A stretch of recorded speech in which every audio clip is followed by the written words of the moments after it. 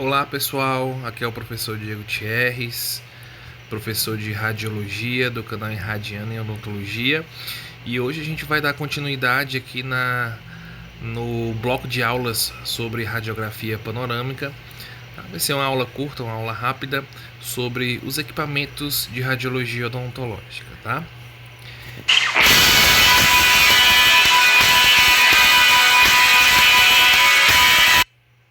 Bom pessoal, aqui eu trouxe para vocês algumas imagens de alguns equipamentos que realizam as tomadas radiográficas panorâmicas, tá certo?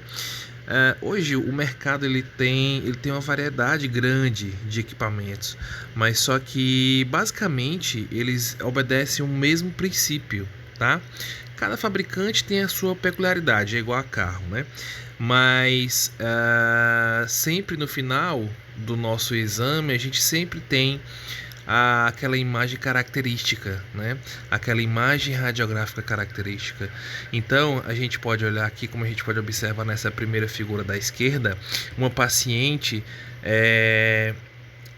sendo acomodada nessa posição vertical, né? Em pé, em que a gente consegue fazer a tomada radiográfica com o paciente nessa posição. Nesse outro equipamento, a gente já observa que o paciente ele tem que ficar sentado para que a máquina se ajuste à sua posição para que a tomada radiográfica ela seja executada. E nessa terceira imagem, a gente pode ver também que tem toda essa disposição e que o paciente também fica nessa situação, nessa posição em pé, né? E quando a gente vai fazer essa radiografia panorâmica, pessoal, basicamente o que vai se mover, tá? O que vai se mover vai ser o cabeçote, né? E a película de raio-x, tá certo? Eu vou passar uma animação para que vocês possam observar nessa imagem, nessa terceira imagem, tá? O movimento desse cabeçote com a película obedece basicamente esse movimento aqui, ó. Vocês estão observando? É um movimento circular que fica em torno da cabeça do paciente, né? Onde o paciente ele vai se acomodar nessa região entre essas duas colunas, né? E aí esse equipamento gira, tá? Esse equipamento gira para obter a imagem que a gente quer, né?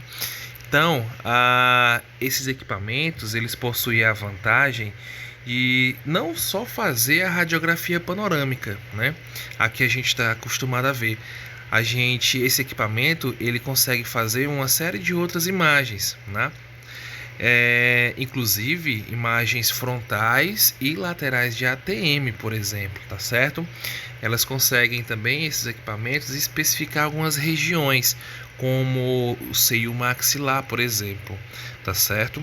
Se a gente quiser estudar o seio maxilar com maior detalhe, com maior riqueza, a gente consegue focalizar essa região de forma mais específica, né?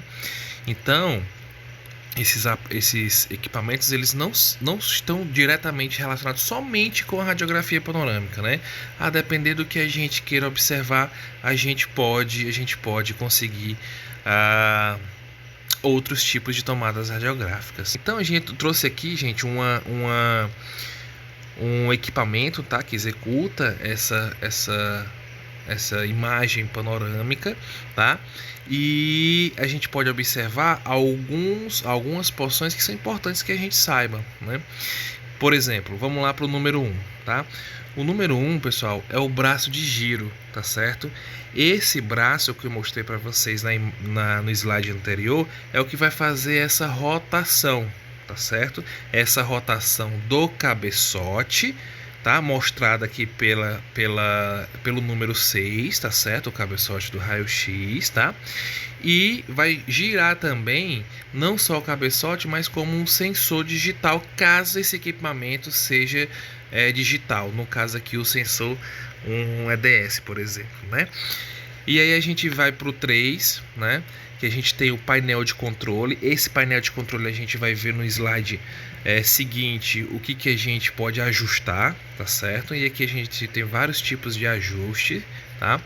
A gente tem a alça de apoio, tá certo? Essa alça de apoio não é pro operador, mas sim pro paciente, tá certo?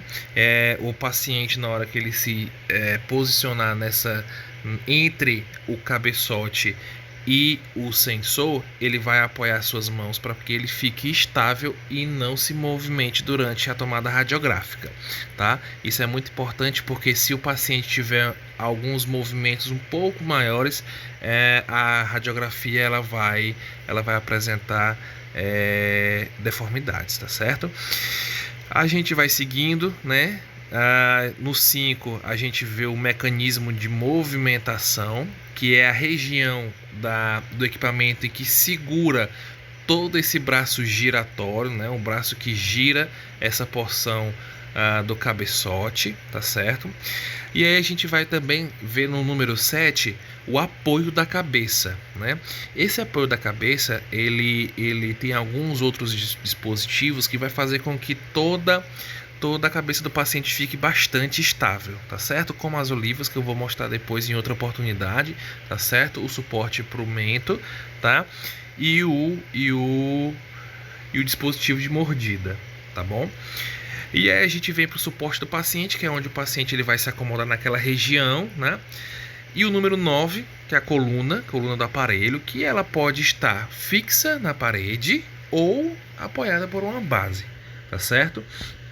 E aqui eu trouxe um aparelho tomográfico, um aparelho panorâmico, tá? Em que eu não tenho o sensor digital, o número 2. Vocês estão observando aqui, ó, que eu tenho no lugar do sensor digital, eu tenho um sistema analógico, tá? Onde esse sistema analógico ele vai me permitir a inserção da película de radiografia panorâmica, que ela é chamada de screen, tá? Então a gente vai colocar a radiografia panorâmica dentro de um chassi, tá certo?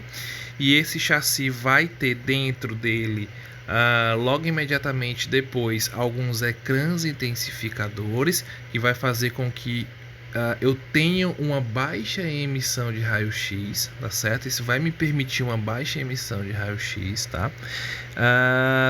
Ainda assim permitindo que eu tenha uma boa sensibilização da minha película e forme a imagem, tá bom? Então eu tenho essa é basicamente a diferença entre os dois sistemas quando eu tenho um aparelho digital, né, e um analógico. A diferença de um para o outro é que no lugar do EDS eu tenho um sistema que acomoda o chassi e a gente consegue fazer a tomada radiográfica basicamente pelos mesmos processos, tá certo? Então, a gente vai agora aqui para o painel de controle, tá? O painel de controle ele tem basicamente as mesmas atribuições, né? Muda de fabricante para fabricante, mas a gente consegue observar que a gente tem o ajuste da altura do aparelho, tá certo? Porque os pacientes eles têm diversas alturas, né? Então o aparelho tem que se ajustar de acordo com a altura do paciente para que a gente possa ajustar os planos de referência, né, como o plano de Camper, a linha sagital mediana, que aí quando a gente for dar aula de posicionamento do paciente a gente vai ver direitinho isso, tá certo? Aqui tem também o seletor se o paciente é um adulto ou criança, tá? A gente também tem a opção de selecionar o campo que a gente quer visualizar, como eu falei para vocês, a gente tem a opção de selecionar a articulação temporomandibular, caso a gente queira fazer essa tomada radiográfica da ATM, né? A gente tem como selecionar o tamanho do campo, tá certo? E além disso, selecionar o formato do tamanho do arco, tá? Tem em alguns aparelhos essa especificidade, né? Então, se a gente quiser fazer esse ajuste da seleção do formato do arco, a gente também pode, tá? E além do mais, a gente tem a condição do ajuste da quilovoltagem, tá certo? E da miliamperagem, tá certo? Então, só para revisar, a quilovoltagem e a miliamperagem são dois eventos físicos, tá certo? Que estão diretamente relacionados com o que acontece lá dentro da ampola que está dentro do cabeçote, tá? Quando a gente fala de quilovoltagem, a gente fala de intensificação dos raios catódicos que são gerados dentro da ampola. Isso faz com que eu tenha no final das contas, um raio-x que penetre mais nos tecidos ou não. Se eu tenho uma quilovoltagem maior, a penetração do raio-x no tecido ele vai ser maior. Se eu tenho uma quilovoltagem menor, eu tenho uma penetração desse raio-x no paciente menor, tá certo? Então, quando a gente vai para miliamperagem, a gente direciona a miliamperagem quanto ao efeito da quantidade de raio-x, tá certo? Então, a miliamperagem está diretamente relacionado à quantidade de raio-x que eu quero emitir. Então, vamos lá. Miliamperagem para revisar, quantidade de raio-x, e a quilovoltagem, a intensidade desse raio-x, tá certo?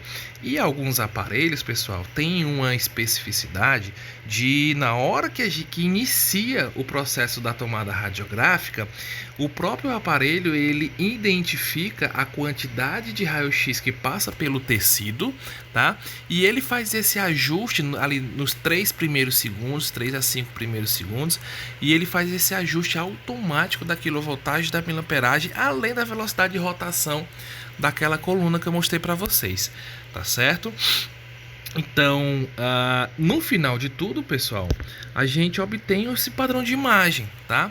E quando a gente vê essa imagem, a gente fica se coçando para poder a gente mostrar as estruturas anatômicas, né? Fazer todo o estudo da radiografia, da parte anatômica dessa radiografia, né? Mas aí a gente vai ter uma aula específica para isso, tá? Mas no final das contas, quando a gente termina de fazer todo o processo da tomada radiográfica, a gente consegue esse aspecto de radiografia, que aí a gente consegue no final de tudo a radiografia panorâmica bem estabelecida, tá certo, pessoal?